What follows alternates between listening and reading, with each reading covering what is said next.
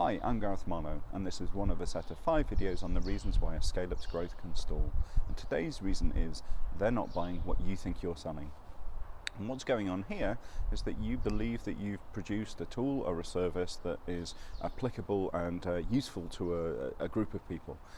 And it turns out that your product or your service is particularly valuable to a subset of that group of people. So you might think, let's say, that you produced a tool for all lawyers, when in fact actually you've produced a tool which is particularly valuable for in-house lawyers, and you don't realize it. So you're transacting and growth is going well, and then growth stalls, and what's essentially happened is you've reached equilibrium with that particular set of customers.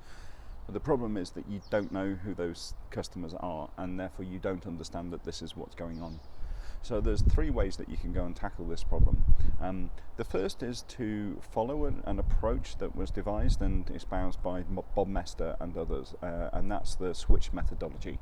What you're seeking to do here is, with your existing happy customers, you go back to the moment around their decision to start consuming your product or your service, and you start to build up a really rich picture of all of the things that were going on at that point that influence that decision.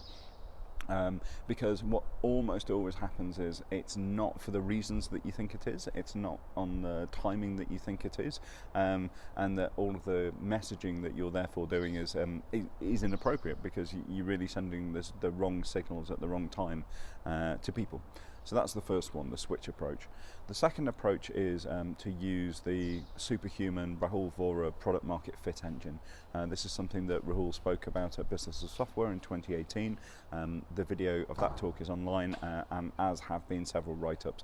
But essentially what he seeks to do, or his approach seeks to do, is to analyse your really super happy customers, find out what are the attributes in your product, your service, that they really value, and then to use that to identify that sort of core really happy group, and then you can start to work out, well, what's going on around the edges. You know, why are this next moderately happy group, why are they a little bit less engaged, and it's a really strong sort of semi-analytical technique to help you to get to some of those answers.